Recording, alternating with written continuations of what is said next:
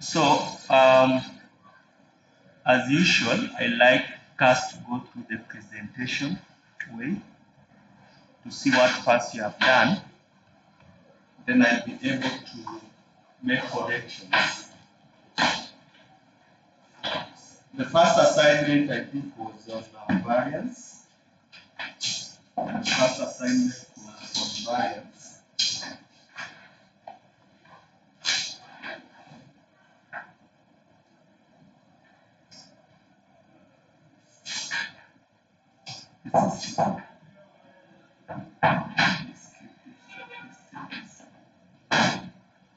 So the first assignment was S.23, S.23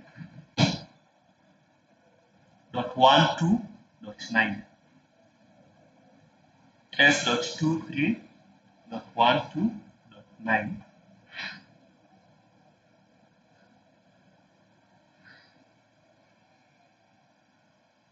So I like us to have presentations. So Rose, are you able to present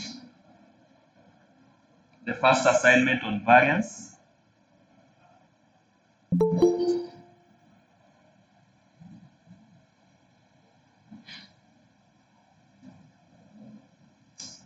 Please let me know if you are able to present the first assignment, which was S.23.12.9.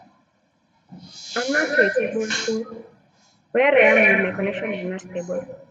Okay, that's noted.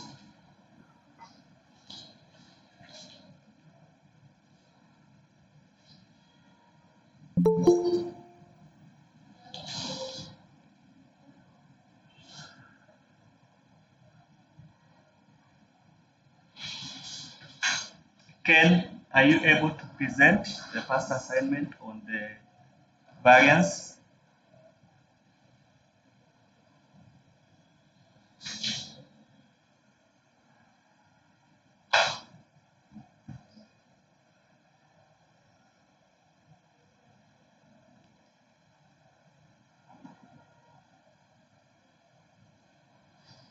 Okay.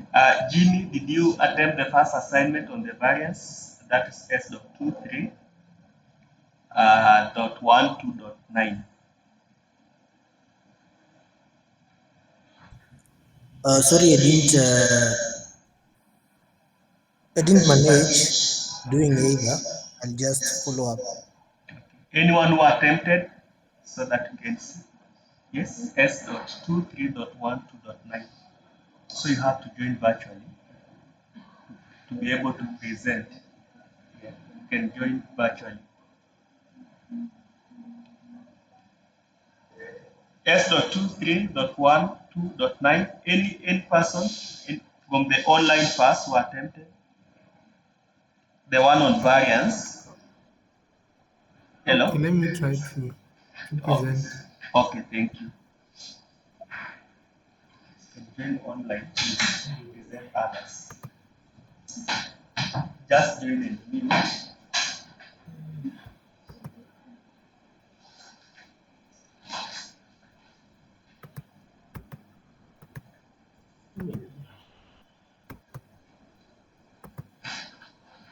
Is it visible? Yes, it is visible. Try to zoom in a bit. Once, zoom in a bit. Okay. The background was you have the annual personal income of 11 people from the USA. You have the mean income from the exercise on mean, median, and mode. The first task was to decide whether you have to use a sample or population formula for the variance. I decided that this is a sample as it has not been stated that this is an entire sample because it has been said you have the annual personal income of 11 people from the US.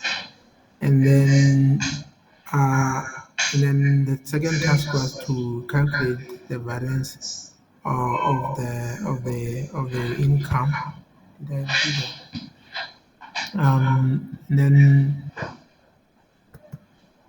I calculated what is this thing?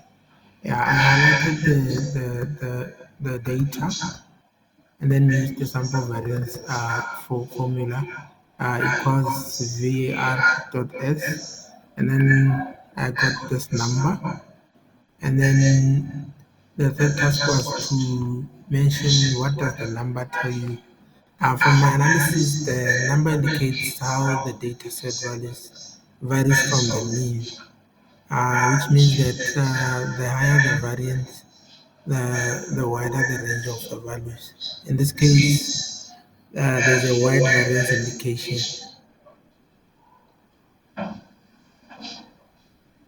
Okay, thank you. Just keep on sharing first. This value Okay. is where to see them under home screen, then general. You like to select number. Under home, you have Where? home tab, where to see the Oh, general. oh, Yeah, you okay. see where there's a percentage symbol. Percentage symbol. Yes. Then there's where to see the general. Yeah, click the drop down, then select number. Oh, I think Yeah, that's then what it is. expand. Yeah. Yeah, so put a comma just after the percentage, just after the percentage symbol up there. Oh yeah, even that is straight accounting. So that's how many, about 133 billion Yes. US dollars. So as I say that the variance sometimes um, it's not standardized, so it can give you a very big value. That's why we will be using the standardization. However, I want us to positively criticize the interpretation. Okay. It is true that the data set shows variability, right? Yes. So that is true, that's the first statement. But now we are dealing with income, right? Annual Yes. income. When we are dealing with income, we talk about income inequality or dispersion, which other term can be used for income. Like what, like, okay, it is okay, like your interpretation is fine, but it is more technical. So the variance indicates how the data set values vary from the mean. That's okay. The higher the variation, the wider the range of values. That's okay. If, in this case, there is a wide variation indicating that the values are widespread. Then, yes, but we have the name of these values. That's what I wanted. These values, we are talking about income. So, now say, in this case, there is a wide variation in income, or there's a high variation, just don't change fast. In this case, there's a wide variation, it, indicating that the values are widespread. If we have seen in this case, there's a wide variation in values, indicating a widespread in income or indicating income inequality. Because we are Okay. talking about income, so in this case, there is a wide variation. So after, okay, I want you to add something. In this case, there is a wide variation. In this case, there is a wide variation in values. In values, mhm, in values, indicating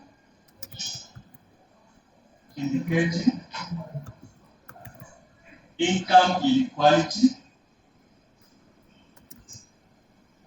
income inequality in the US. Inequality. So inequality means that now, if under this context, you see a few people are earning a lot, then the rest are earning or are low income, and so that's income inequality. So that's what you're supposed to do. I don't know if you attempted the one for the standard deviation as well. Yes, I think I did. Okay, I can give you a chance to present that one as well. Then the one for standard deviation was S.26.12.10.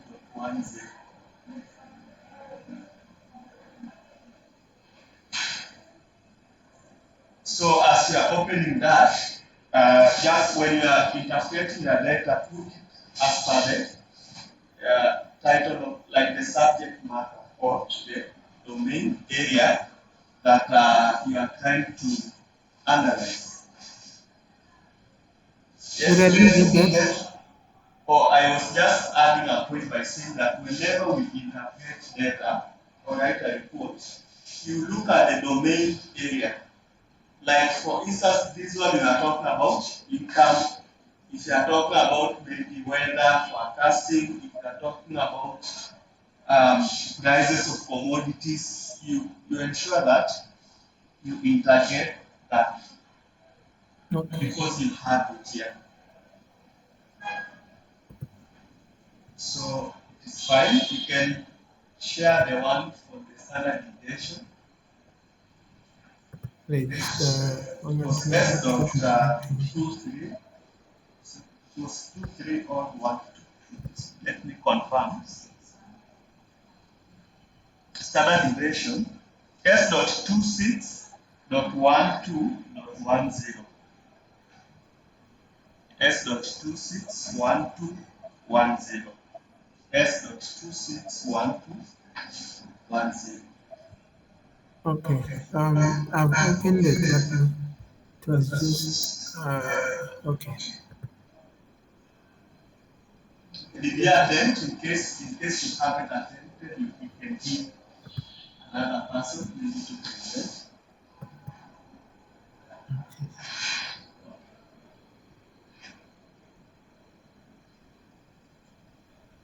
Okay. Are you able to see it? Okay. Yes. I think the background is you have the annual personal income of 11 people from the USA and 11 from the Denmark. And then you have the mean income for USA from previous exercises. Excuse me. Decide whether you have to use the sample or population formula for the standard deviation and coefficient of variation. I decided as a sample, same reason as the first one, that it's 11 people from each country. And then the second task was to calculate the standard deviation. Sorry.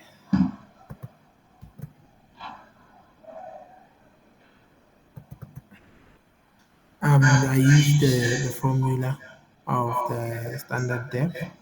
I remember you have to calculate the standard deviation for both countries. Use the same formula for both countries. Standard def dot s, because this is a sample. If it was a population, I'll be using a different formula. And then the third one was to calculate the coefficient variation of income for both countries. And then obviously when calculating that, you divide the standard deviation by the mean, I16 over I13.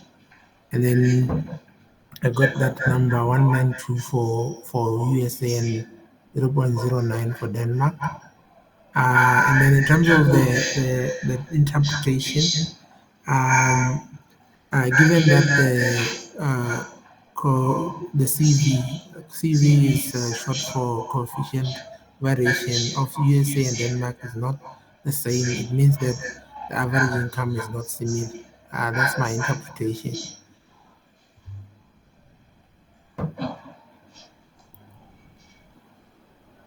Okay. First, No. we have the annual personal income of 11 people from the US and 11 from Denmark, and we have the mean income for US in the previous exercise. The first task, you are to decide whether you have to use a sample or population formula for the standard deviation and coefficient of variation. Of course, it's a sample, as 11 people are not the only people in the US and Denmark. That's why we are using a sample. Secondly, We are told to calculate the standard deviation of the income in the USA and in Denmark. So the standard deviation, you can click on the standard deviation in one of them. We take standard deviation for USA is equals to STDEV dot S, then you highlight the annual income for USA. You do the same for Denmark. Yeah, you do the same for Denmark, STDEV dot S, then you highlight the income. Secondly, now I think that question is answered apart from calculate the standard deviation, or they want to get the standard deviation for task 2, right? Then task 3 was to calculate the coefficient of variation of income in the US and Denmark, right? Coefficient of variation, we say that it is the ratio of the standard deviation to the mean. So for sample coefficient of variation for USA, we take the sample standard deviation, which is 365,285.38. We divide with the mean, which is 189,848.18. For Denmark, the same we take 45,809.92 Danish krone divided by 504,929.85 Danish krone. We get 0.09. So up to there, we see that the purpose of CV is because we are comparing countries whose income is in different currencies. So I said, okay, let me check your definition and your interpretation. Given that the CV of USA and Denmark is not the same, it means the average income is not similar, which is okay, but you can put it, it is okay. Up to there, your interpretation is very okay, like you're understanding what we are talking about. So we say that the one that has a higher CV has a lot of variability, right? Or in terms of income, you can talk about income inequality. The higher the CV, so here it means Denmark has a much stable income in terms of income, like most people gravitate around the same income bracket. So you can stop sharing so that I can share first my screen on the interpretation. Okay, thank you. Let me share mine. I think I have it somewhere. The calculations are okay. So far, I think the interpretation, there's understanding, but what is lacking is more, that is the domain, incorporating the domain area or the subject area. This was 2.6. I think I have it somewhere.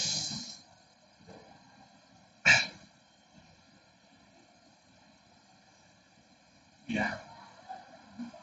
So,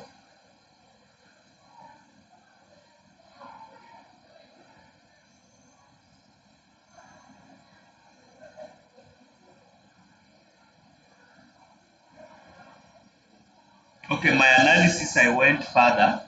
I went and looked at a lot of things. But you can start by saying that, okay, you can take just a few. I started by saying that Denmark is a much more egalitarian country than the US. Like, what it means that there's a lot of equality as compared to the US. While not only the variance is smaller, but also the standard deviation of salaries. I don't know if I copy this to the chart, it's not. Denmark is much more egalitarian country than the US. I'm not sharing my screen.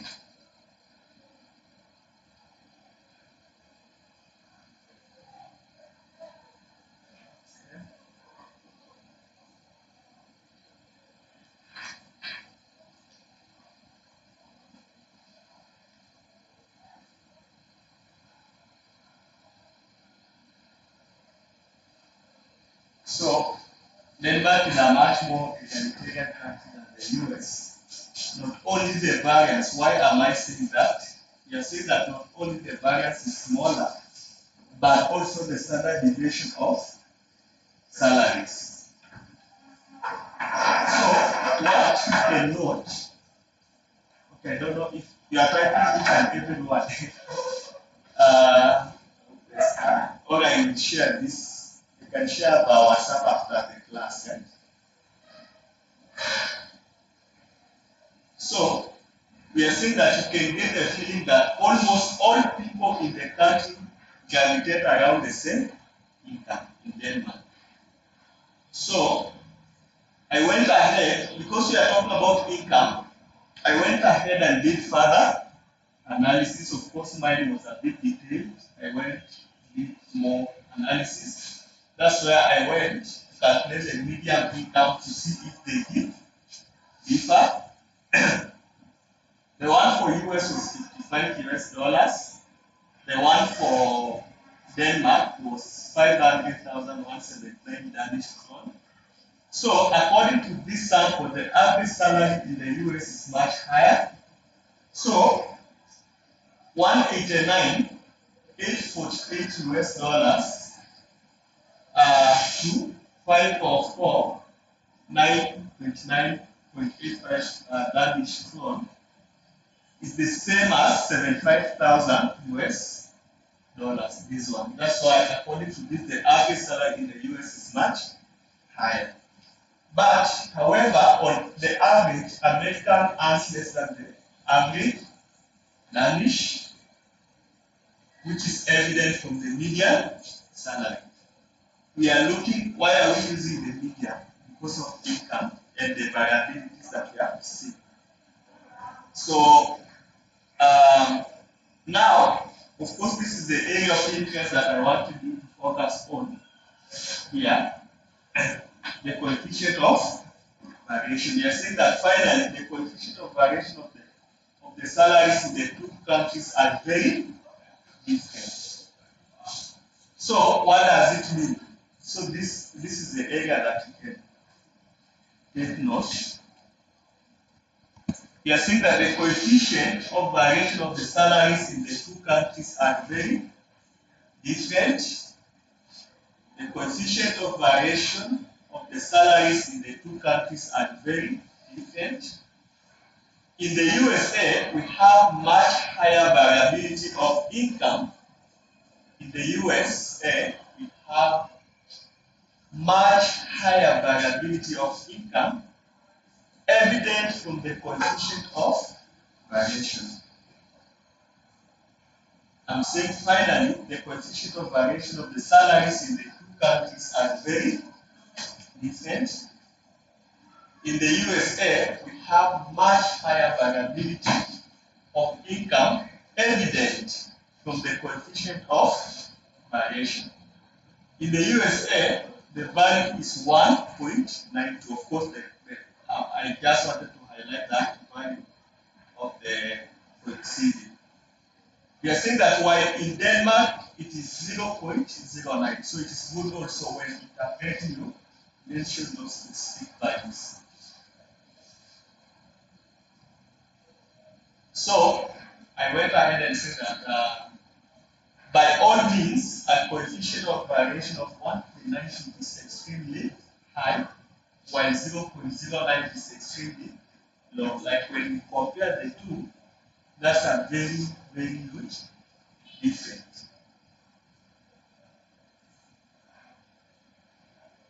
So I went ahead and put a note. Of course, this I told you that we only needed the coefficient of variation because the currencies we use were different.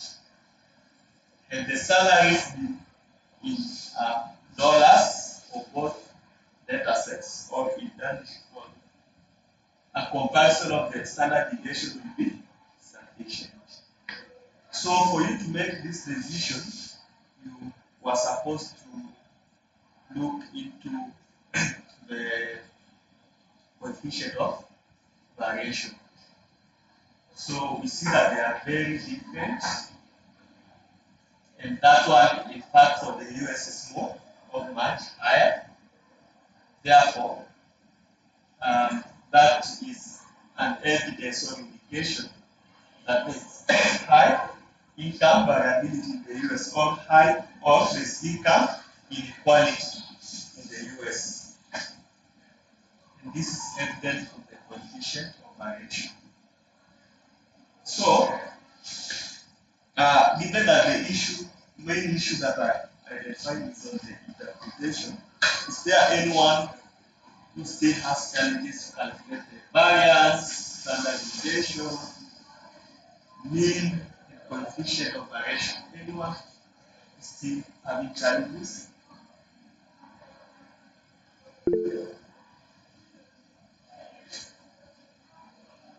Calculation? Yes. Seleka? Just go back to the screen. Okay. The sentence above the highlighted area, however, on the average American ends, that statement is somewhat so confusing me. Which one? However, on the average American earns less than the average Danish. Oh, yeah, I was comparing the median salaries here. So what I did, in terms of median salaries, like according to this, the average salary in the US is much higher. This, according to this sample, the average salary in the US is much higher. Or like the sentence is not complete.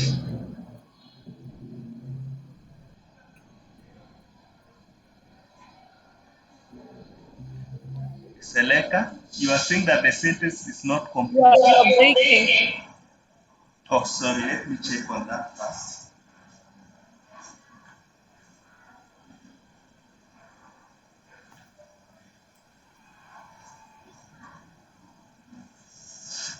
I was asking, you are saying that that sentence is not complete.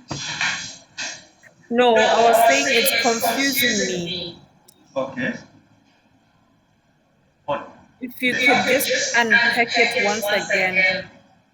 this one, what I have done, the the mean for the Denmark was 504, 929.85 Danish kron, right? Yes. Which is the same as 75,642 US dollars, right? Yeah. But now the average for USD, those in the US were earning 189,840. That's why I was saying, according to this, the average salary in the US is much higher than that of Denmark. I think that is the statement that might be missing. Because when you compare 189,848 is higher than 75,640. Is this clear now? Okay.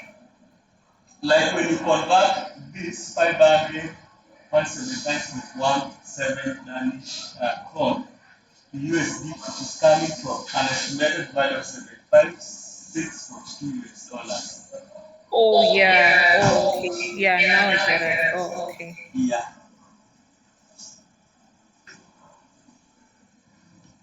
First, let me check my internet. I see it has gone a bit low. Any other question or any person who has difficulty with calculation?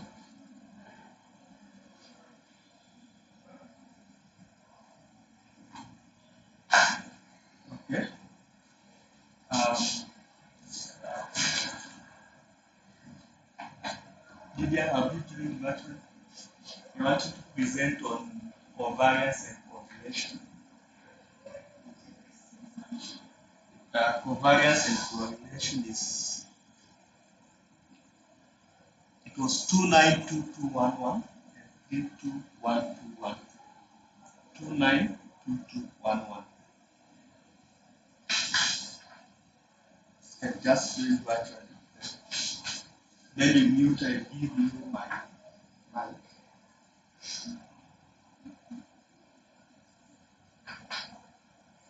Just a minute till I change my internet.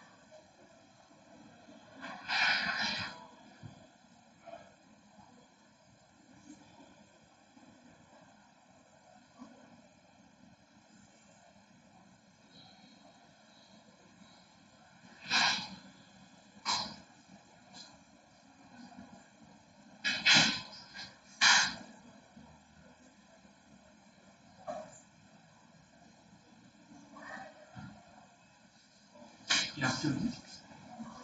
Yes? Okay.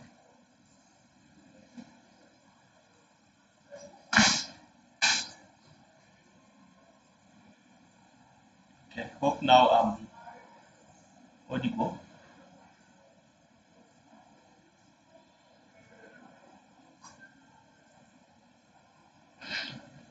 You can mute and use this.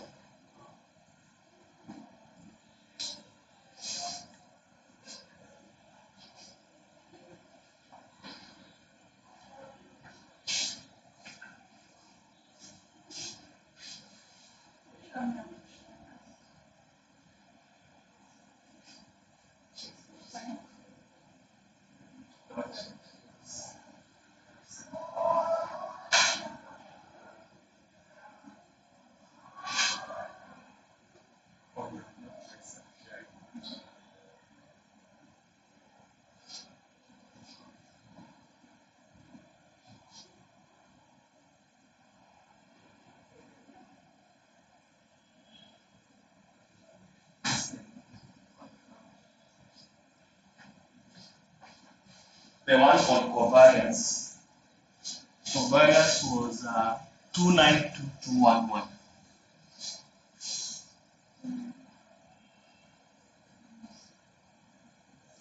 Yes, yes.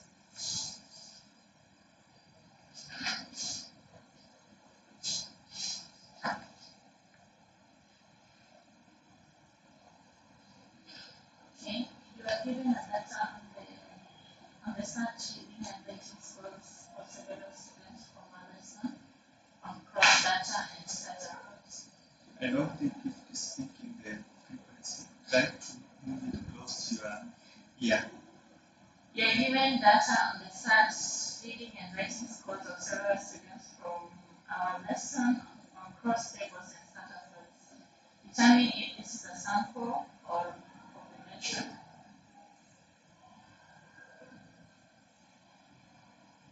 So for me, this is a sample. Calculate the covariance Why? of the two. Why a sample and not a population?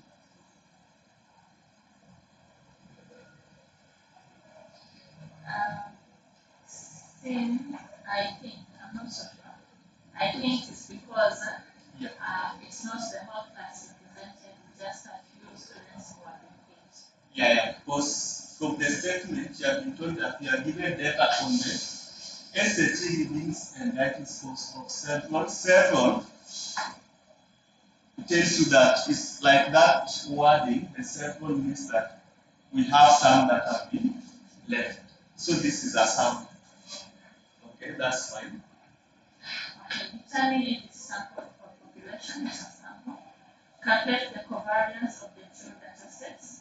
For covariance, I use the formula for covariance. The calculator again will Just click on the formula bar up there. okay, on the covariance. Yes. Yes, click there. Yeah. It's speaking. Okay, on the covariance is equals to VARS. Then you click on writing from 344 to 5, highlight until 536. Then you put a comma, then you use the other data set for reading, which is 370 to 5 or 3, then you enter. Yes, yes. So to cut it short, don't confuse the variance and covariance. Co means two. I see you have used the formula for variance. You can edit that. Just come here and edit from the formula bar. From S, you see from S, up, yes, click there. Yeah, back, delete, back, use the backspace, backspace again, backspace, up there, write covariance. Yeah, covariance of S selected, enter. Yeah. So you use the formula for the variance instead of covariance. So here it is positive, but it is wrong. Yeah. Okay. So for covariance, we use covariance dot. Yeah. Okay, you can now proceed. Okay, when you execute the formula, you get Escape, click escape. Yes. get to 21,155.58 as the conversion for the two data sets. Then Okay. you go to task 3, plot the data on the scatter plot, and using your previous knowledge, comment on whether there is a noticeable relationship between the two data sets. So for scatter plot, Yes. scatter plots, you highlight the two data, then you go to insert, then you go to recommended charts. I did. Okay.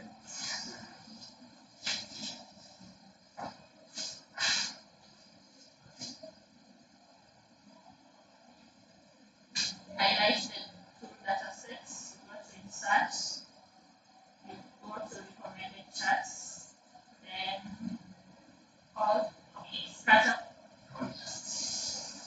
all charts, then XY, then I chose this one that has one color, then okay. Then you come up with such a what I came up with. Then we were told the first column is always on the y-axis, which is the writing. Then you insert from here the axis titles. Then you indicate here is writing, and the x-axis is reading. Then from my interpretation, it has a positive relationship. An increase in writing, a student who scores high in writing is likely to score high in reading, since they're all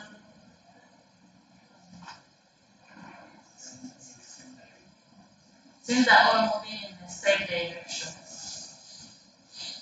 Can share the one for the next one as well, so that we don't waste a lot of time.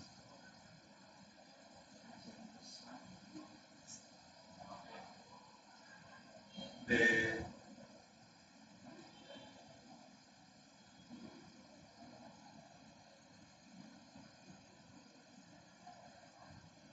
that was the correlation.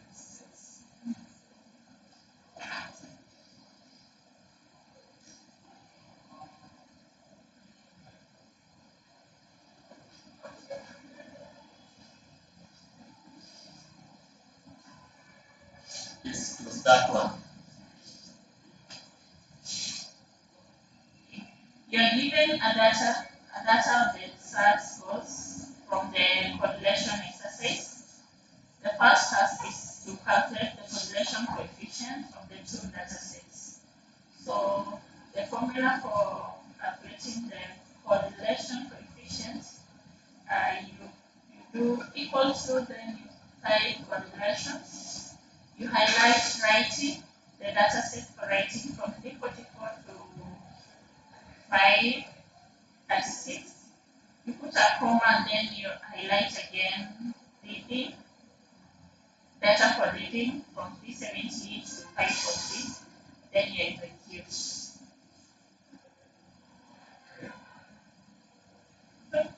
Yeah, it's okay. Escape.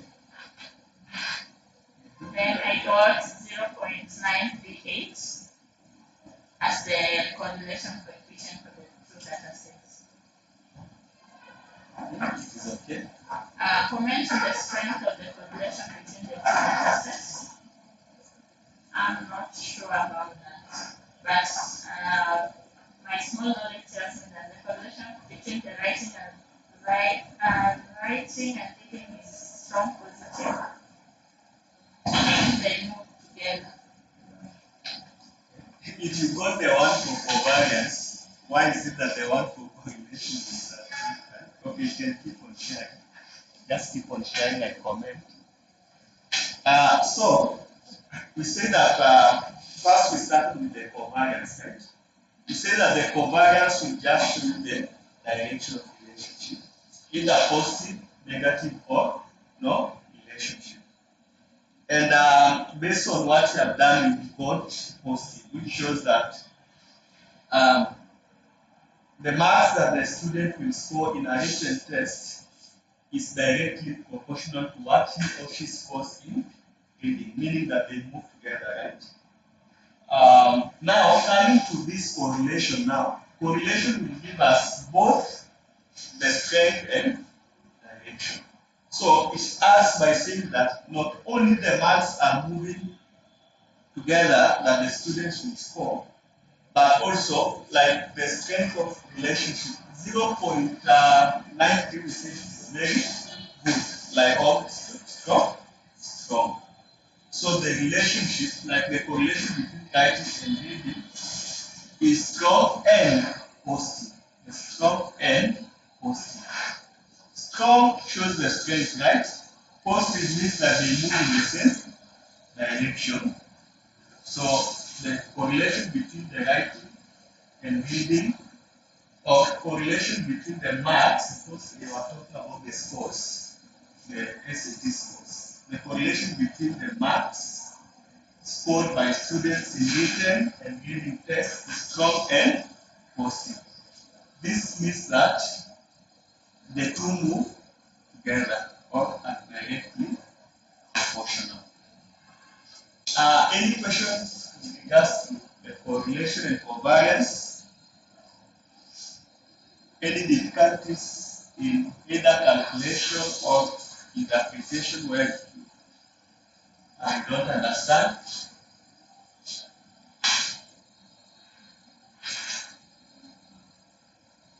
Okay. Thank you. Okay. Stop sharing. So we can go to the big assignment now that summarizes everything that you have learned up to date with regards to this is descriptive statistics. So Seleka, are you able to share your screen for the look into the large assignment? Let me check the number. It was S.2.12.13. S.2, S.2.12.13.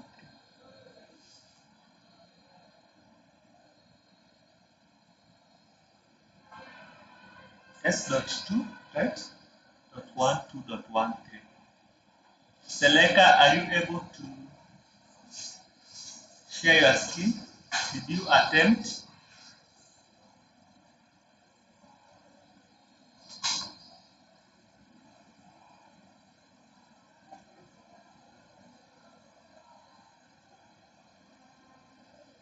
Hello, the online team, can you hear me? Anyone, please confirm if first you can hear me.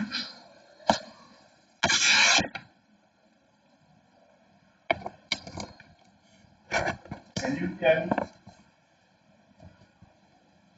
Okay.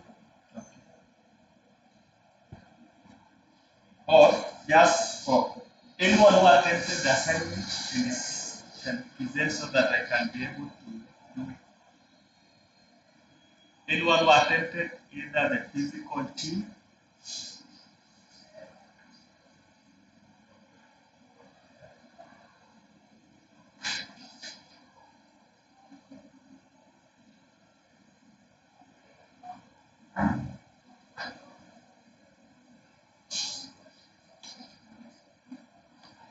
Vilke, did you attempt the larger one?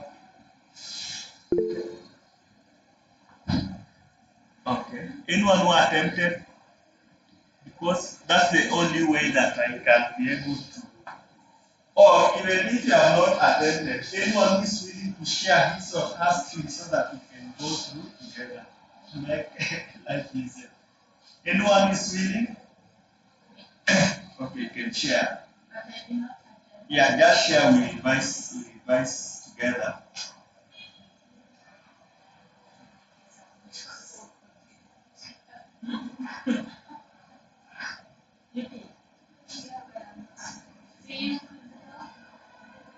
present so that you can revise. Okay, it's okay. You can just share. Anyone, you have joined already. You are still, or let me pick. Yes? Try to join.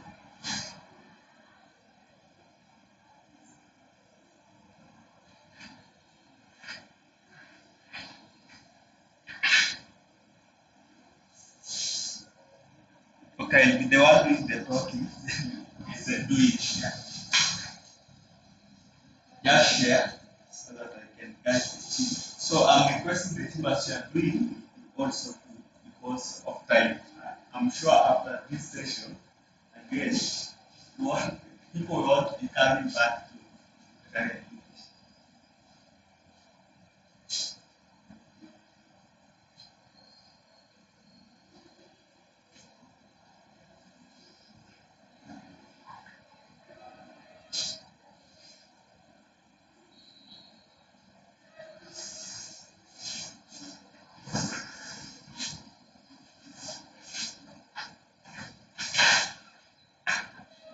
Yeah.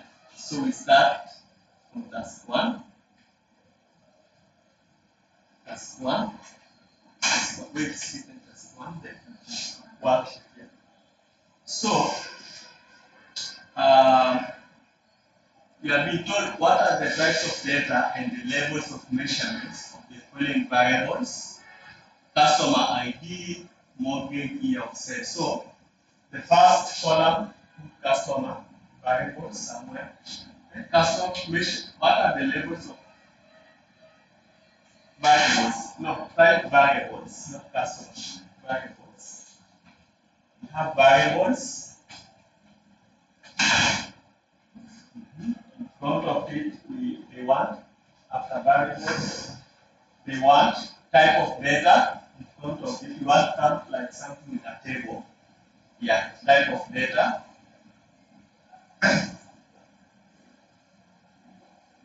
Then level of measurement.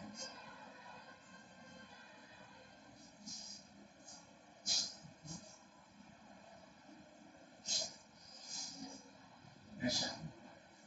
Yeah. Then list the variables, all of them below the variables. The first one is customer ID.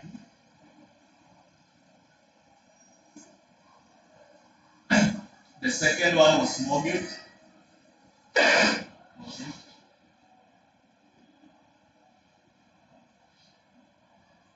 The third one was year of sale.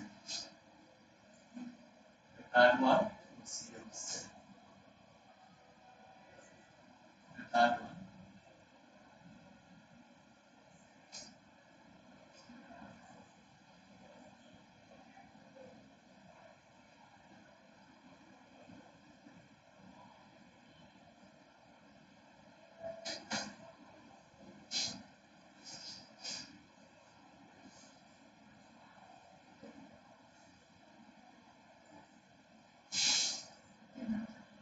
Yes.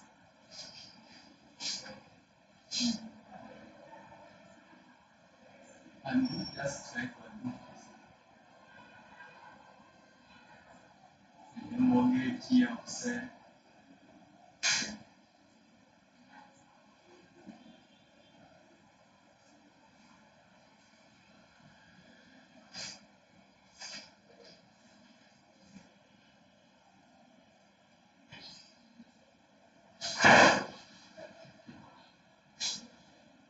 Now we go to type of data. So from the data, let us go to data set. Go to data set.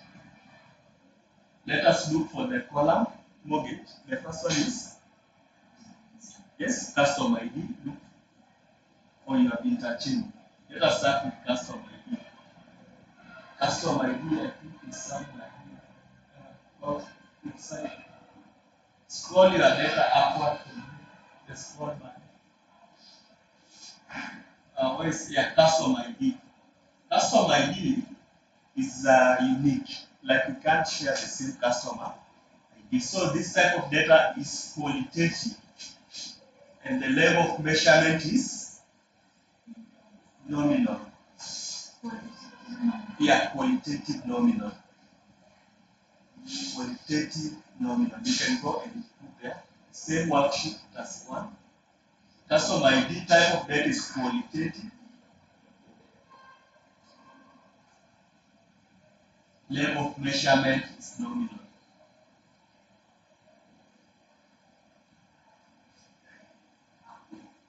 Yeah, I hope that is clear. Anyone who does not understand why that, don't leave it just, or that is fine.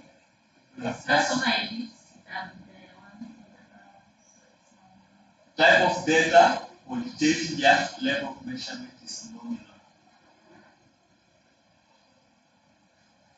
Okay.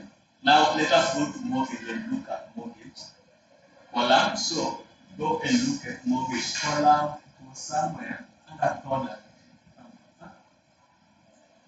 Try to go under customer. Yeah, mortgage. So under mortgage we have responses no and yes. So mortgage also is qualitative, nominal.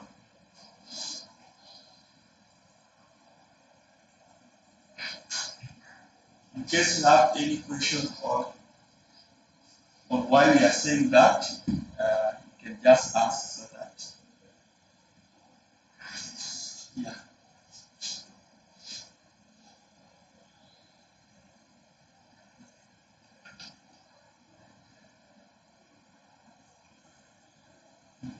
Go to year of sale.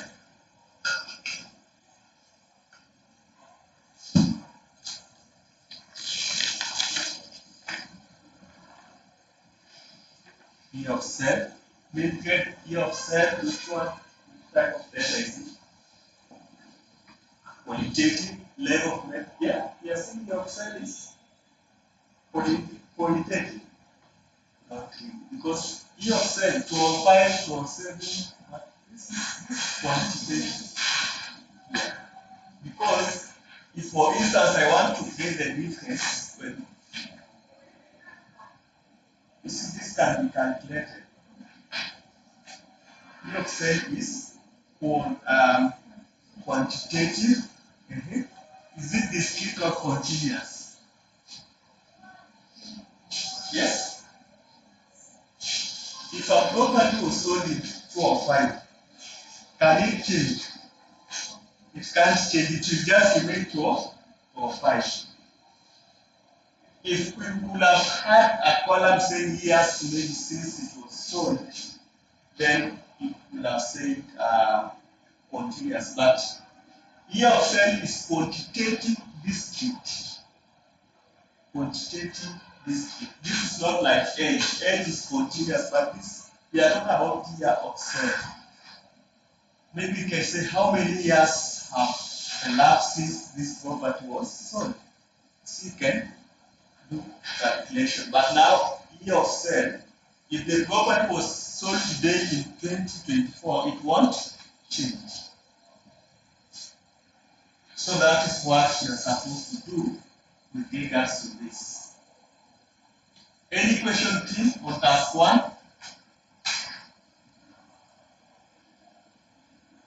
So the types of data you are only trying qualitative or quantitative? Yeah, exactly. Okay, you can put make the titles bold so that you differentiate the titles, highlight and bold. Then you can save so that you don't lose it. Okay, that's fine. So that's what you're supposed to do in task 1. Let us now go to task 2, 3, and 4. Task 2, get a frequency distribution graph representing the price. That's a histogram with the highest possible number of bins, which is 272. Use data on all apartment and offices, no matter if sold or not. So the column of interest is the price. So there's no need of copying the data again here. You know, sometimes you can copy and miss sometimes. So just go to data set 1, data set. Look for the price column highlight from the top here. Click price here. Control shift downward arrow. Yes, go to insert. Insert. Yeah, because you want to insert a histogram, don't copy. We will insert the histogram here, then we copy our histogram and take where they want it. Make our lives easy. So insert all charts histogram. Yeah. Okay. Okay. So come and click here. Cut. Cut it. And click to cut. Cut. Now go to task 2, 3, and 4. Press somewhere there. Control V. Yeah. Now from here we do our editing. Go to we just go to the one 272 bins. Go to last access. Access, it was access, more access, more access. Number of bins. No, it was number of bins, not bin. Type 272.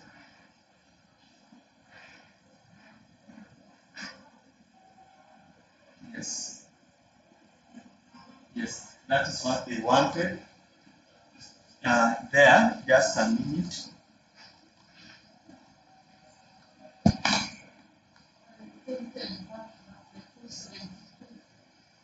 Oh, it looked like a minus. Okay. Sorry for that. That was a positive. So indicate task 2. Put a title as task 2. Task 2 as the heading. Now task 3. Okay, that's what you are supposed to do. Task 3.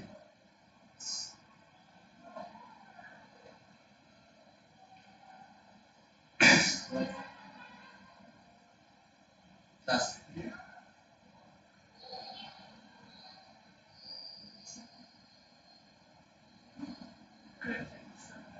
The same, we only change what? The length, the width of length is so. I don't know if our histogram is still there that can you put it first? Let us try to, before that, try to press somewhere there. I don't know if it still exists. So that you don't, try to press Control V. I don't know if it is still there. I don't think. Okay. Delete. No borders. Or you want to create space. Yeah, it is still there. So instead of creating twice, we still have our histogram. So the title is task 3. Because you are creating using the same column. Task 2. Now, what they want here, it is now task 3. What they want width of, interval width of 100,000. Yes. Go to the class, axis, more axis. So they want B with it, not number of bits. We are done with that here. Because they want B with it of 100,000 USD. Remove the decimals. They want exactly 100,000. Yeah, close it. Yeah, so this is what they wanted you. Now, okay, up to there, are we together, team? Before I don't want to rush. Yes?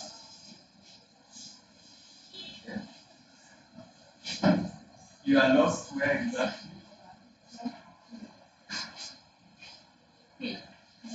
Already there. Yes? Oh. No, up. No. Right here. Cut. Now copy.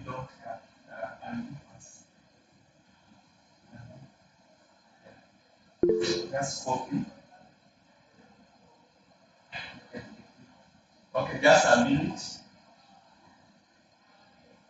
Copy. Press control. Yeah. Now, yes. I can explain further. Yeah. So, The interval width, you click on the plus, access, then you go on more access options. Then on the interval width, you click here, being view here, then you enter here 100,000, then you close. I hope it's clear.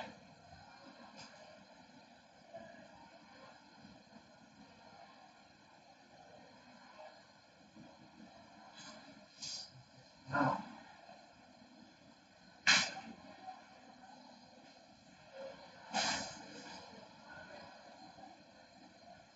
so task 2, for task 2, you can now do it.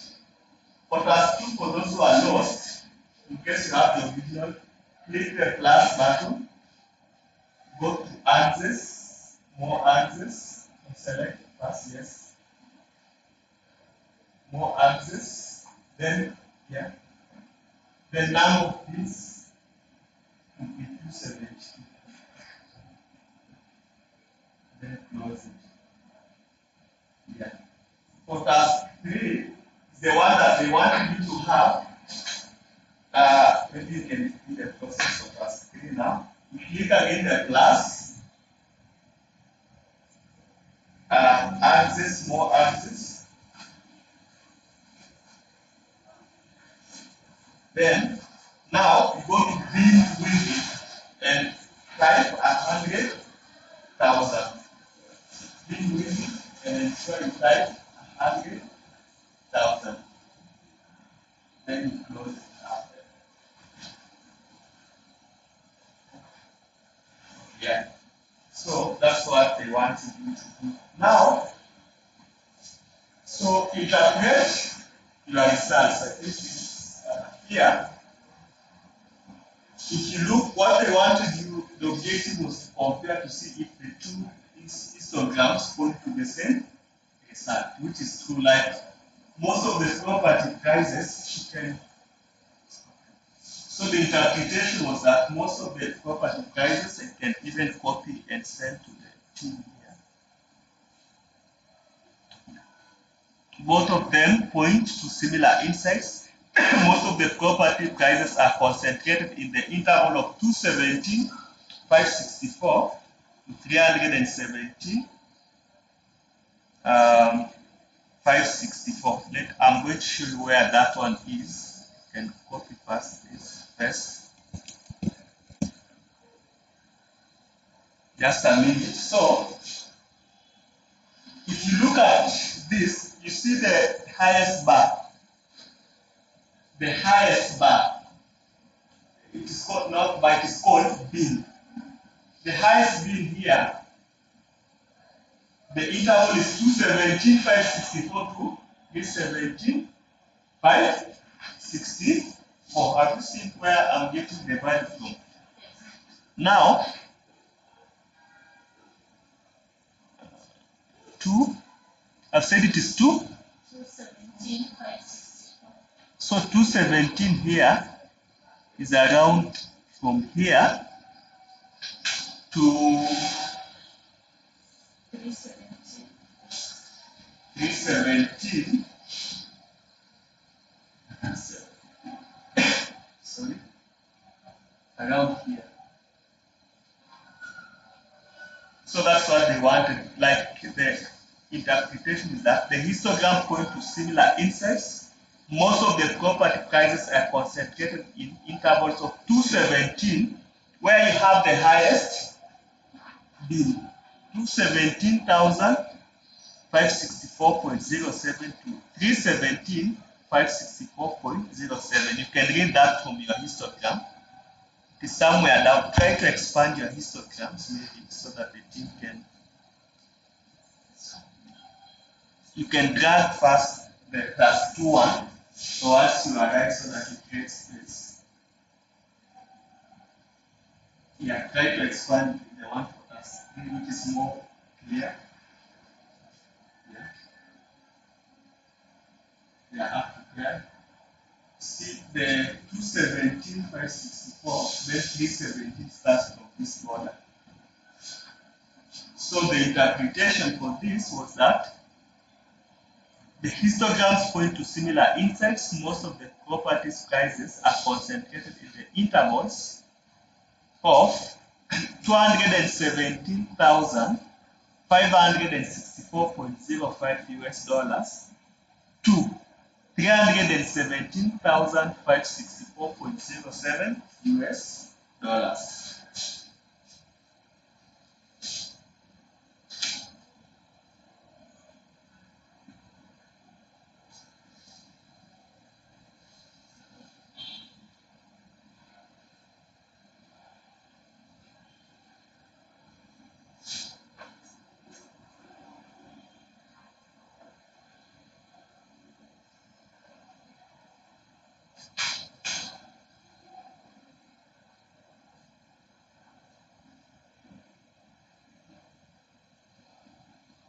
Okay. So that was what you are supposed to do in task 2, 3, and 4. We can now go to task. Okay. You are typing? No. Okay. So, okay, you can now go to task 5. Task 5. Yes. So create a scatter plot showing the relationship between price and area. Use the data on all properties, no matter its zone of interpret the results. So basically that is what you're supposed to get. But there was no need of copying the data again here. We could have just let us repeat it, go to data set because you are revising. Highlight, they want area and property. Highlight the two columns. They are even adjacent to each other. So it's easy. Then Control Shift downward arrow. Insert, recommended charts, all charts, XY scatter, then that one. So that's how you're supposed to. Okay? Just put okay first. Scroll upward from the scroll bar, the upward scroll bar. Yes. Okay, we can repeat. Please repeat the process. Delete that so that we can repeat. Okay. So the first step, you highlight the data set that you want to plot the scatter plot. Right? That's the first step. Okay. Are we together up to there? Then we go to insert. Insert. Under insert, you go to recommended charts. Then all charts. Then XY scatter. Look for XY scatter. Then you select the one that has uniform colors. Okay. Then okay.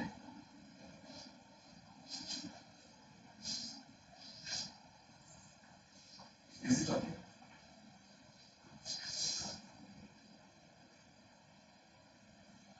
Oh, okay. You can close this. Okay, I have seen this. Then choose the one up.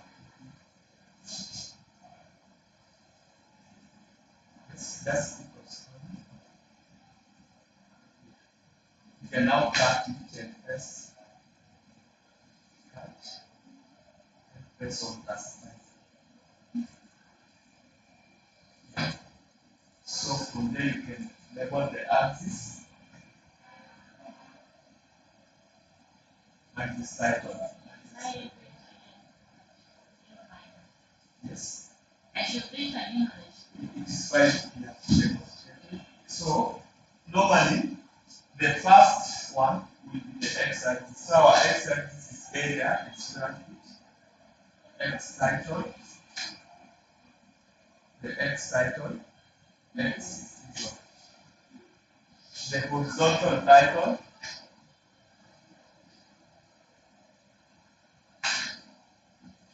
We need a mouse.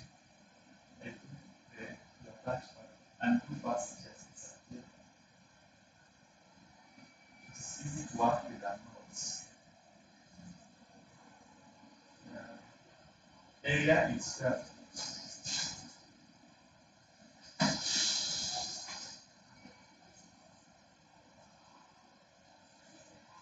then the X, the Y of the vertical is price. It's price.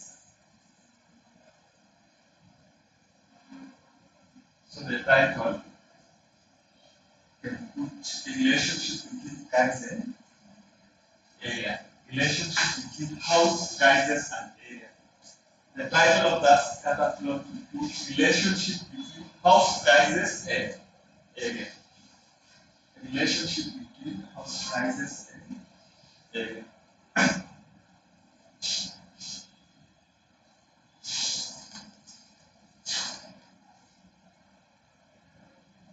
And here you can close the charts. The chart area.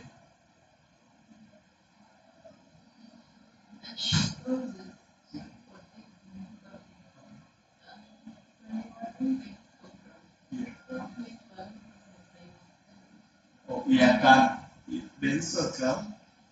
The pivot table is this also a way. The histogram was for visualizing continuous data on the street, but the pivot table, close from it, so the pivot table is to summarize in a table format. So there's a difference between to visualize and to summarize. Yeah.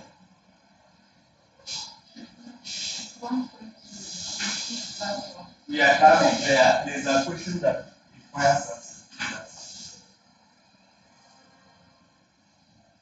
That's mine, not yours. Okay, I was wondering. Okay, sorry for that.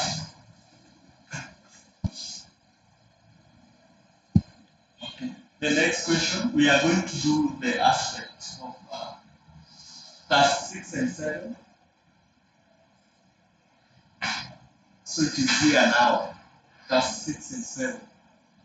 Get a frequency distribution table where you list all the countries from which the company has buyers. Count the absolute frequency, the relative frequency, and the cumulative frequency. Right? So our column of interest is the country only. Country only. So go to the data set. So we can do together again. Go to the column indicated country. To somewhere here. Highlighted country. Yeah. But now there's something before you proceed. You see there's a gap somewhere. So in one of my classes, I found out that the student will not identify. Like they highlighted up to here. If you press Control Shift Alpha, it highlights until where there's no values. But remember, still we have some values down there. So just continue Control Shift Alpha. It will now fit the rest. Control Shift downward arrow on the page down.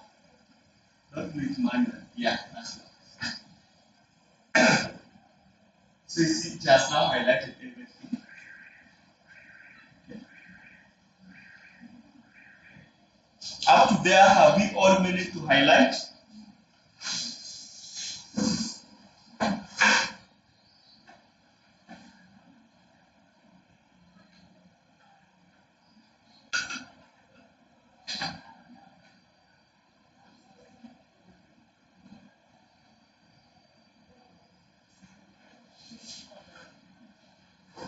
All? Are we together? Okay, so now go to insert.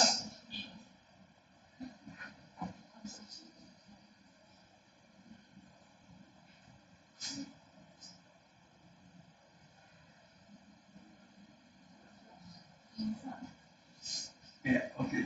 Let us Yeah, we want to insert a pivot table to assist us to come up with frequency table.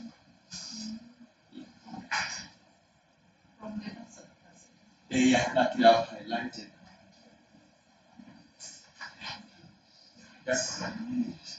A pivot table is just used to summarize your data. Like if you have so many values,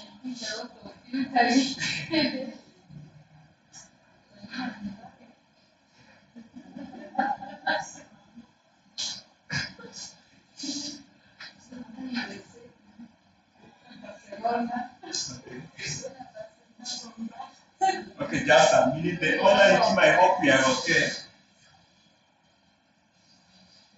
Okay.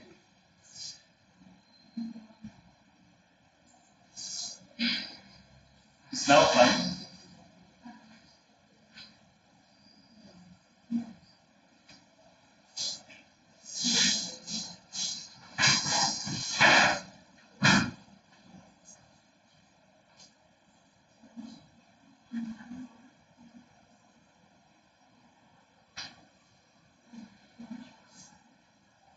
See, when you do filtering, that is manual, and it can give you a lot of problems. You can use maybe other formulas like output, all that, which is more common.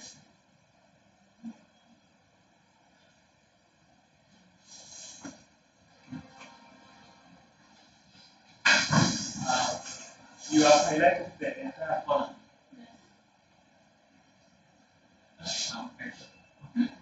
I don't think so because I see you haven't finished the process. Oh, yeah, I hope it is up to there. Yeah, it is okay. Go now to insert. We want to insert a pivot table which will assist us to summarize our data. Go to insert, then pivot table.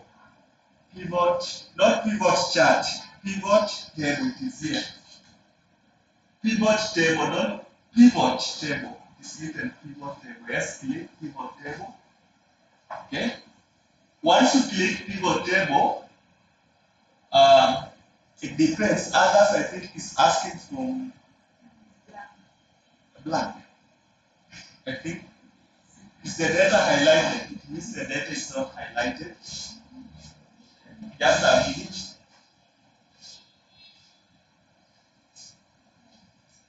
No, it is okay. So give us data again. Oh, sorry. Click the upward arrow and then the data again. So highlight your data. Country, click country, hit control shift down. Again, not holding the same control shift again.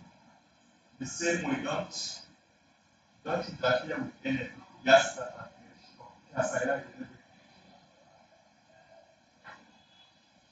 No, just close it. Click again the upward arrow. Start from country. Control shift down. Continue. Don't. Yes. Yes. Yes. Continue. Yes, like that. That is okay now. Now this one. Then get up there. Yeah, it is okay. Then okay. Let us do it in a new worksheet. Okay, click okay.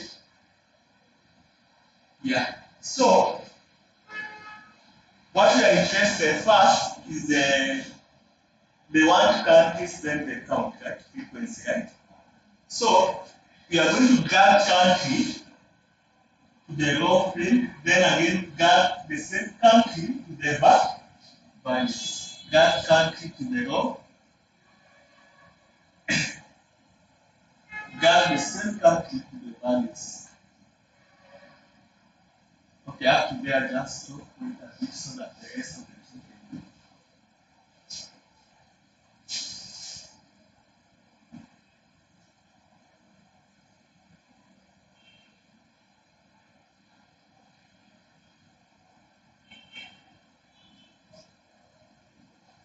Okay. Yeah, click I will get enough. Okay. So the next step, ensure under values, you go to ensure it is count of country. Okay. In case yours is sum and all that, just click there, something like a drop down. In case it is not count, you click this icon that looks like a drop down, then go to value settings. Then you select count, then okay. Yeah, so now let us now copy our pivot table and paste as values to it was task. Task 6, 7. Yeah, copy that pivot table and paste as values to this table. Copy it up to then total down. Copy, go and paste. You guys click so that it gives you that option of pasting as values. So pasting as values is option number 2. This 1, 2, 3. Yeah, you see values, it is telling you values. You press as values. Why are we doing that? Because when you press as formulas, you can't edit. It will still take from there, then you can't edit, but this one you can edit. Now, we have our request table, but let us now modify, right? As per the question, the first thing, before even you put the borders, okay, you can put the borders, just don't put the borders first, because we have other things that we are going to add, right? Row labels indicate as country, replace row labels with the country. Yeah, where it is written row labels, write country.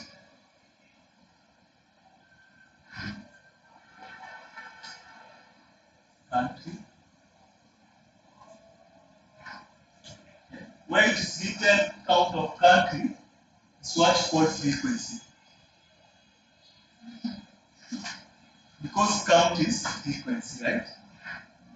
Now, I want to delete this column that has row. Is it row that has blank? Yeah, delete the entire row that has blank. We don't need it. Yeah, then grab total, replace it with total. Just put total.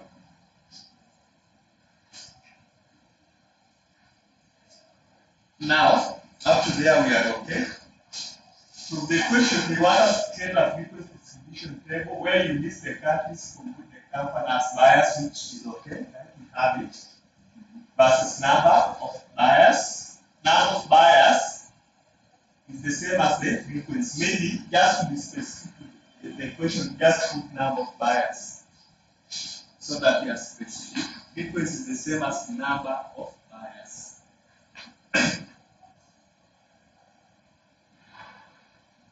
Number of buyers. Number of buyers is the same as frequency. Okay. You can expand that. Okay. Now, what else do they want? Count the absolute frequency, the relative frequency, and the cumulative frequency. Absolute frequency is the same as the number of buyers. Relative, yeah. Absolute is the same as these absolute numbers. Number of buyers is the same as absolute frequency. Relative frequency is the same as now the proportion of buyers in form of percentage. So you can type relative frequency. Relative frequency.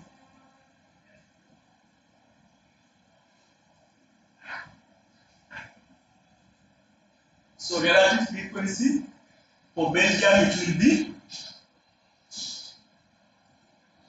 the total number of buyers in Belgium divided by the total buyers. So 2 divided by 195. The division symbol in Excel is forward slash. Forward slash. Yeah. Now, okay, up to there, let us move a bit slow. So to calculate your relative frequency, it's like the proportion of buyers per country. So for Belgium, it's 2 divided by 1.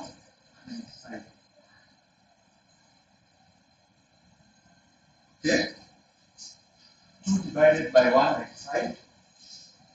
Now, since we are going to repeat the process, we log cell, log your denominator because it will remain the same.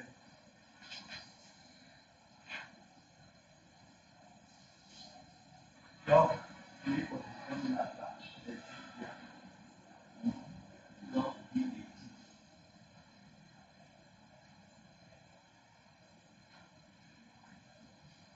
Enter. Go back to that cell. Yes. Go back. Yes, that's the password. Now, you see at the corner, there's something like a small square. You can show them. Yeah, there. From there, now you can scroll down. It's going to that, sorry, that downwards. Now, converting to percentage, the percentage symbol is there. Home, under home, is a percentage symbol. Yes. No.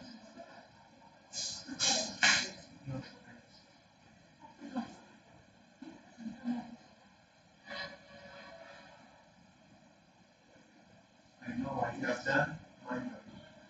So this one. Instead of typing to hit the cell that has that one. Enter now. Enter.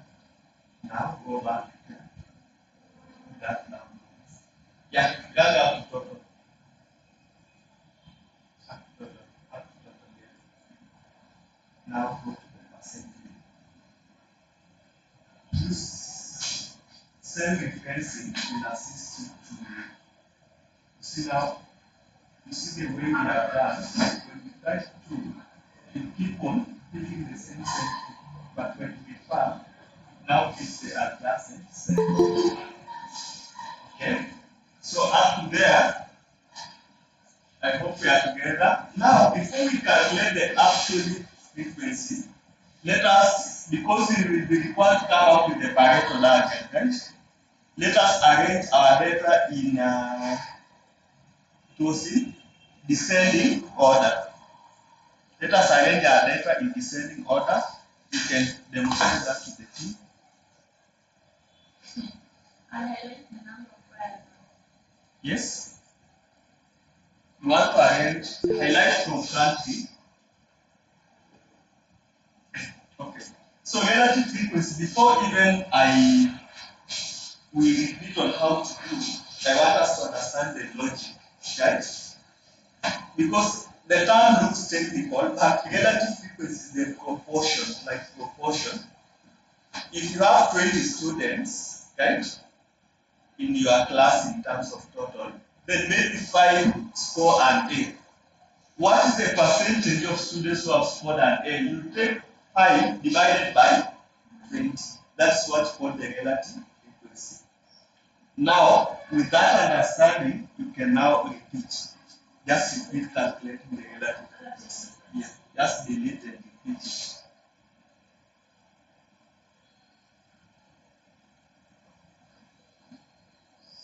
Delete just the entire column, not the values, just the values so that escape. Delete, choose the delete key. Yeah. So now, in our case, to calculate the relative frequency of the proportion of customers who are from Belgium, we take is equals to 2, because how many customers are from Belgium? Only 2. We divide a division symbol in Excel, we use the forward slash. We divide with our total, which is 195. Now, before you execute, since we will be repeating the process, right, and to make our life easier, we are going to ensure that this cell called total, the value, we log it so that when you drag, it doesn't keep on shifting downwards. So you can lock the cell that has total, and to lock it, you see that you use the dollar sign. Okay, up to there, Elisa, is it now clear before we execute? Okay. Now you can execute, enter. After that, you drag downwards. You come back to first, sorry, let me explain. You come back to your first value that you have executed, then you drag downwards so that it keeps on picking or auto calculating for the rest. Drag. Yeah. So that's our relative frequency or the proportion, like for instance, the proportion of buyers who came from Belgium, this about, okay, it's because you have reduced the number of decimal places, but I'm sure it is 1 point something. Okay, highlight first. Can everyone first highlight? I want us to increase the number of decimal. Highlight that cell that has the relative frequency. Go to home, then increase that one. Yeah, this one. The one to increase, when you just put your cursor, you can see the spelling increase. Right click that one once, twice. It's okay. I think that one is for decreasing, the other one for increasing the opposite. Try the other one. Oh, this one is? The first one for me is increase. Yeah, increase the number of decimals. I want us to increase the number of decimal places. It's not changing there, but here it's changing. Oh, yours has changed. And I'll put right now. I think that, I don't know if it is internet issue. You can maybe stop sharing and share again so that you can see the transition.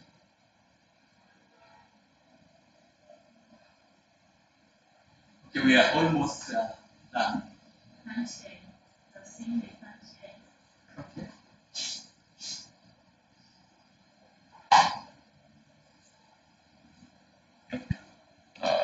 But the internet is full. I don't know why.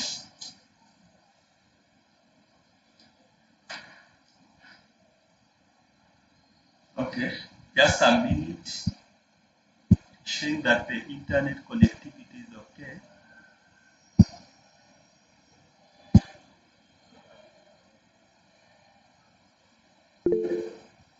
Just a minute.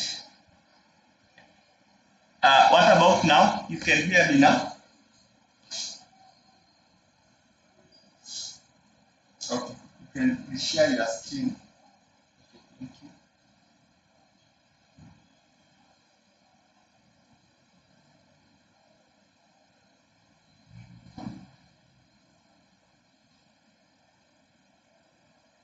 Can you share your screen?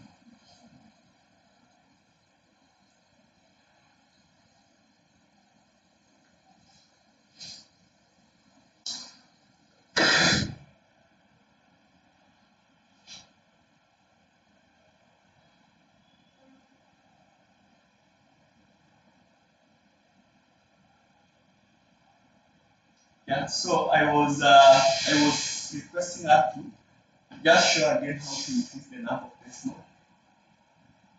Yeah.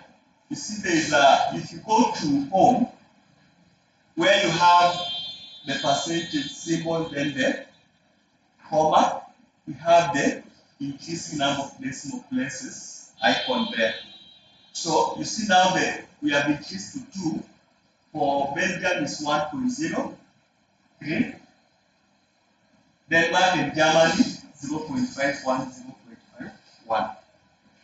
Because initially it was a bit misleading that all were 1, right? So now, before we come up with the cumulative frequency, we need to arrange our data in a descending order. So to arrange our data from descending order, we have to highlight from country to number of buyers.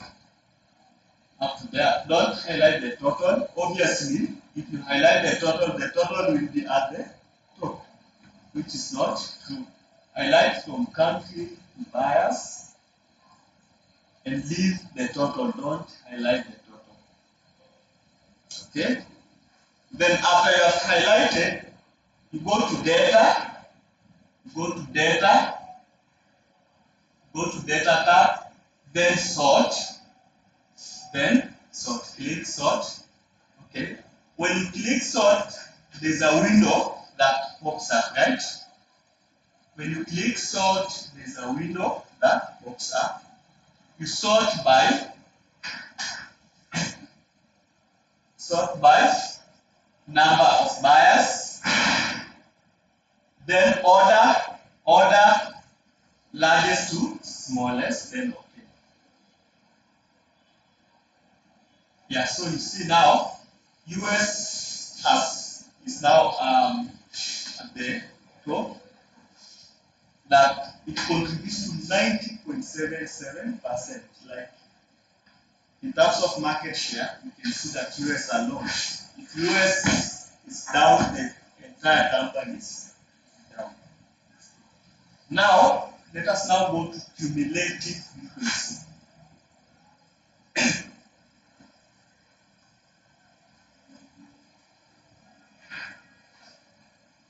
To accumulate, we say it's like to add one to the other, right?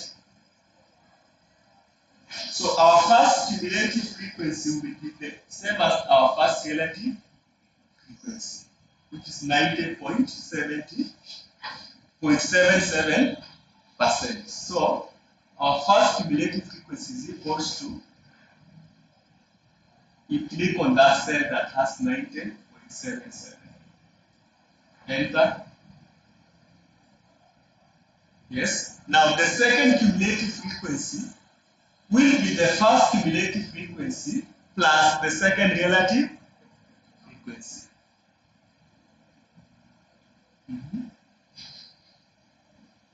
The first cumulative frequency. Okay, you can click where it is written cumulative frequency first. Then use the page down here to move here. Now plus, go in the formula bar, remove the equal sign from the formula bar, add the equal sign. See, it is equal to F8 equal to, remove here. Then plus the second relative frequency. Enter. Okay, first let us explain more, because again this is an error that brings problems. We have said that the first cumulative frequency is the first relative frequency. So if US alone, cumulatively, if you sell for US alone, it's 90.77%, right? When you add now what you have sold cumulatively for US with what you have sold for Canada, that's 3.579. Now it becomes 94.6. Now, after now you write that formula, it will be repeating at course, so you can now drag downwards up to Mexico.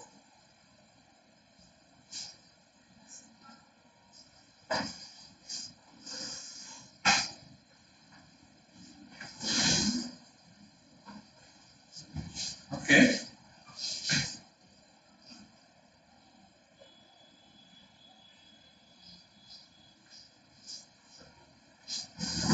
Okay.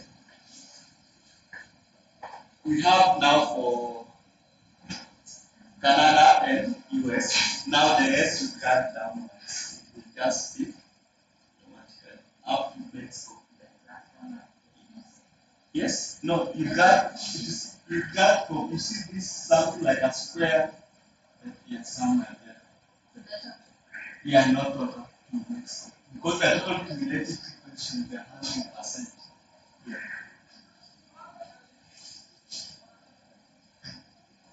Now you can put the borders.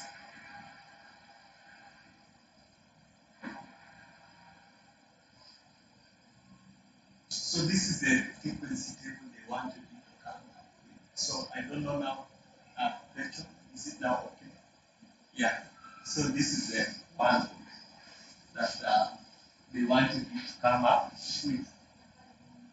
Now, from there we can create a Pareto diagram representing the.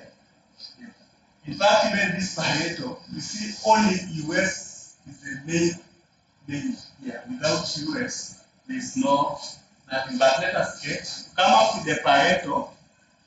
Okay.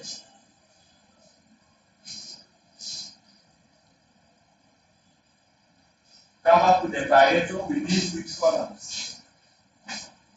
We need the country, number of buyers,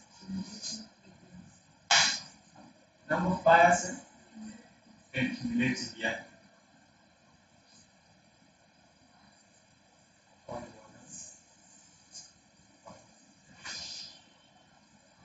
I like to say that you don't need to do fast.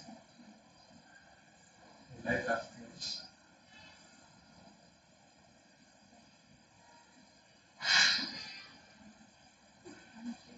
With the no, ways to see the all borders. Then expand cell F on left.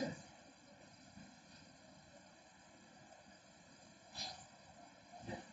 Now, for cumulative frequency, highlight cell of country and number of buyers in the area. Total F, we need the total. The two adjacent percent. We need the two. We need country, number of buyers, and cumulative. Yeah. Exactly.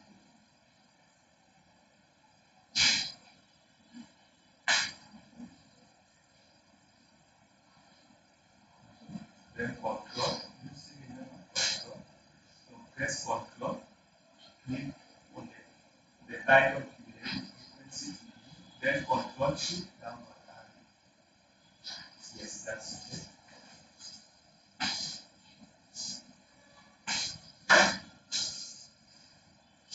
Go to insert. You don't have a file.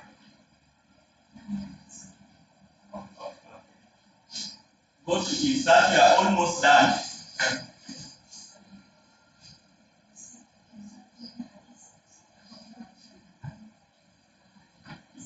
All 1%.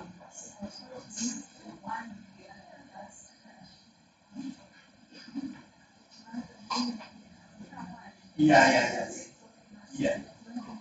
Go.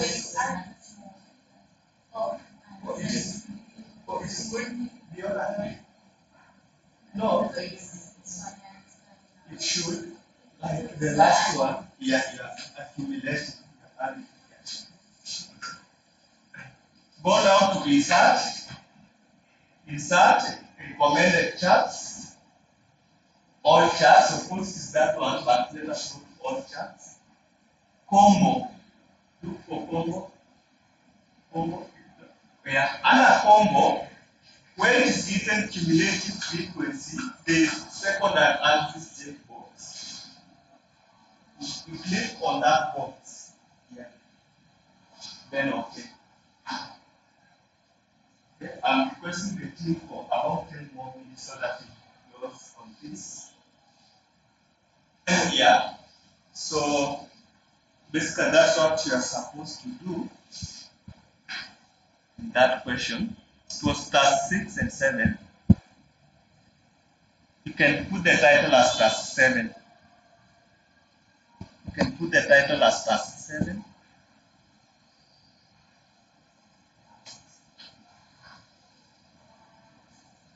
You see here, US alone, we draw our line. It is US alone, right? That is contributing to the market. So let me add something. We have people here working in quality assurance or customer service. This is another area that you can apply cumulative. The Pareto, whereby you see we have customer complaints. So if you classify the customer complaints, you are able to use the Pareto diagram first to look at those complaints that are very, like they are very crucial, like they are contributing maybe to more failures in processes and all that. So that's another area you can use the target. Yes. Okay, just a minute.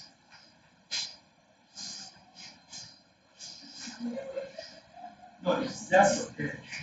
It's only that I've changed some formatting. It's fine.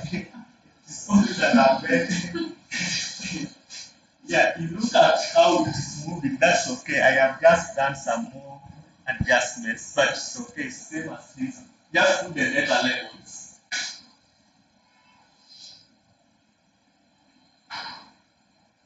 Data levels. Yeah.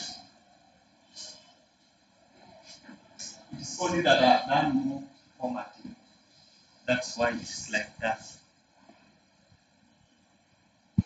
Okay, we can go to task 8 and 9.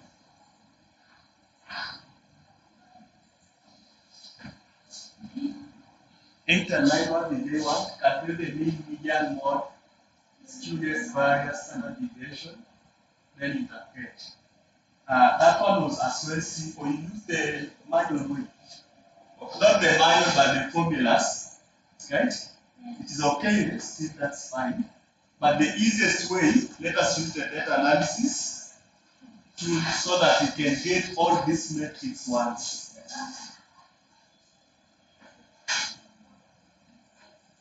Sorry, are you lost?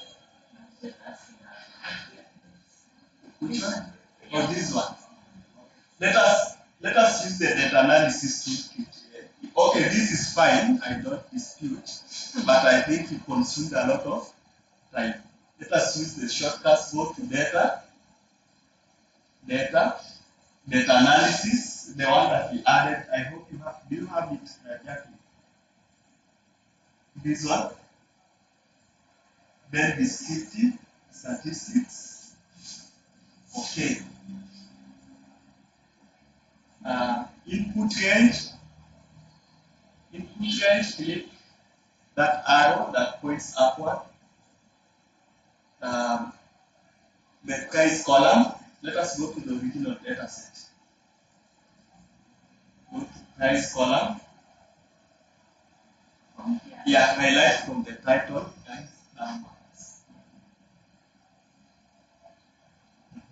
Click the arrow again so that you can go back to. Yeah, so wait a bit. Levels, since you have clicked price, the title, you ensure that you select the levels, then summary statistics. Okay, you can just leave it to open in a new worksheet, then say okay.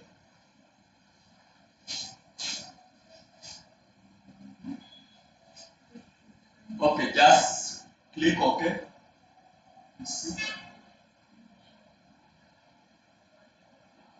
They can repeat the issue they are saying. It is okay. Output is where just the instance will appear. Click again the input, the arrow. Go back to the data set. Click the entire flow. Click the arrow. Levels. Okay. Why? Then this the input range plus. Yes, okay, what has continuous reference might be. Oh, there was a blank space. Guys. Oh, yeah, sure. So I think you need now, okay, that's where now the copy works. Come to your whatever you copied first. We identify the blank space and remove it. Just, yeah, close everything. Come to this that you copied. Control, press control, click down so that we identify. Yeah, control, click down. not to highlight. I just wanted to identify where there's a gap. Not control shift, just control alone and the fade down key.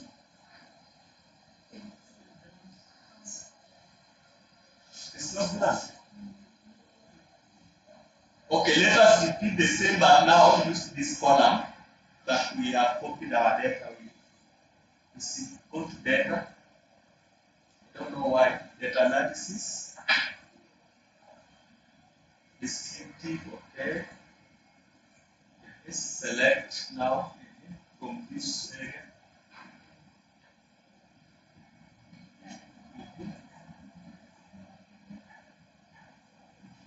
I think we need to select a friend to see what is happening.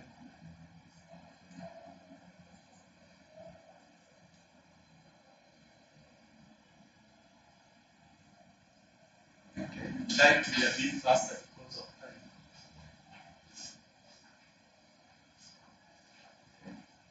You can copy the data first there from data set, that column of the column that has guys here from there. Highlight first.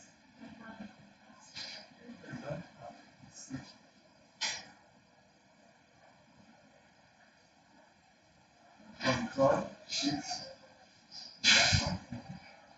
Now click done once, only once. Control no. Go to the price. Control shift down here. Then control C. Copy and go to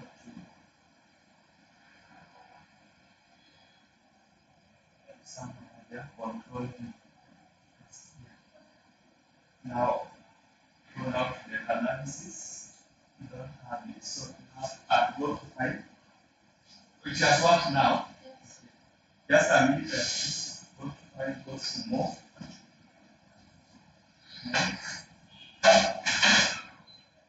More. More options. Scroll down. Add it. Then go. Select analysis toolbar. No, select is not selected. Okay. Let's now go to data.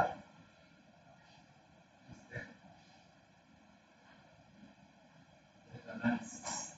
One and the photo. Select descriptive statistics. Okay. And select the input head. Click the arrow first. Come now, select your data set again. Yeah. Control shift down. Go back to the arrow.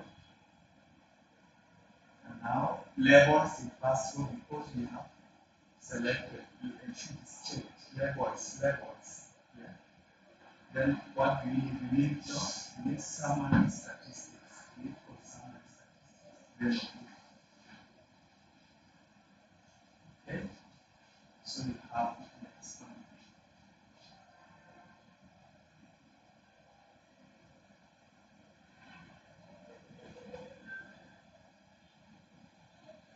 So now you see you have this was the best method. It is giving you whatever you need, right? So delete what you don't need and remain with what you need. So that was a simple way to answer that question. The interpretation is obvious.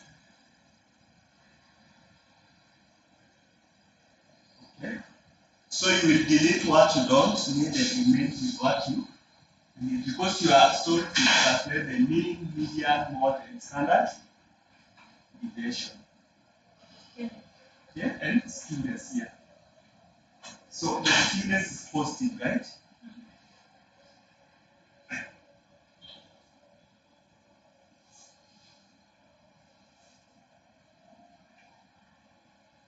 What does it mean that most property prices are priced?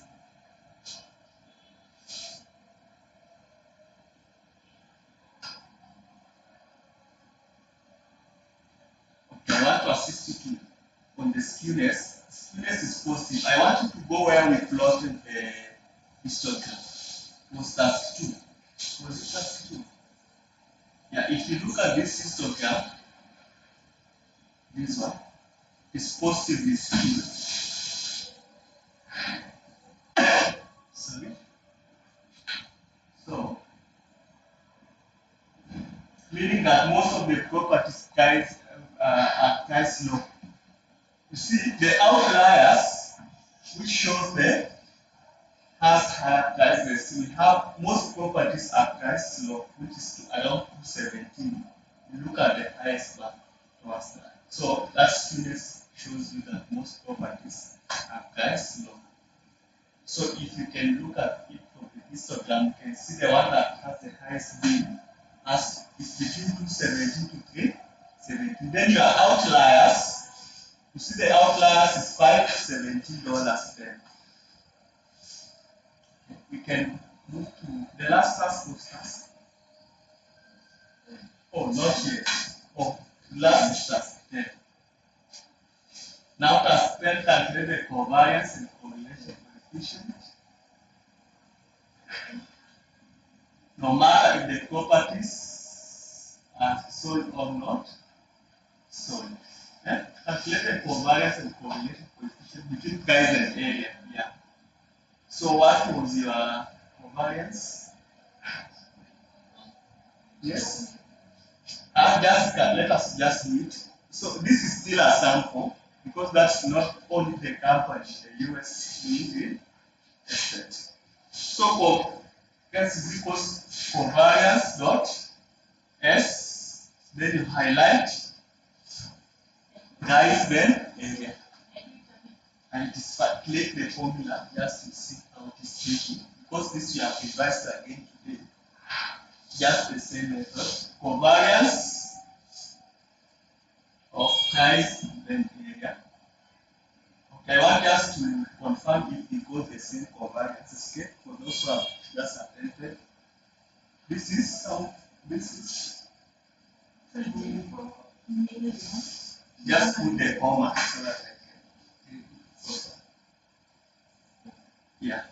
That's 24,142,721.73. Correlation coefficient, what did you get? No. Correlate. Calculate the correlation is equals to just put equal sign equal to correlate. Double click. The first array is price, the values,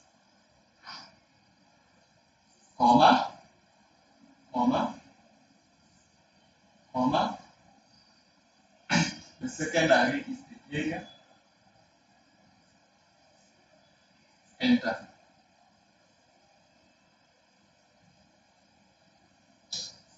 This correlation is what does it tell us about area and price? Is the correlation is strong and positive. But now the question did not want us to. The question was more specific. It was talking about calculate the covariance and correlation coefficient between price and area, no matter if the property is sold or not. Then is the result in line with the scatter plot? Yes, the result is in line with the scatter plot. The two variables are greatly correlated, or the price and area are greatly correlated. So they wanted you to see if now, if you go back to our scatter plot, which was task 5, maybe you can click task 5. Yeah, you can see it already showed us that the correlation was positive. So basically, that's what you are supposed to do. This summarizes all the concepts that you have learned under descriptive statistics. So on Monday, we look at inferential statistics. Have we done regression? Oh, not yet. Okay. Monday, we will look at regression first before we look at inferential statistics. So I think we can end there for today. Have a nice evening and a nice weekend ahead.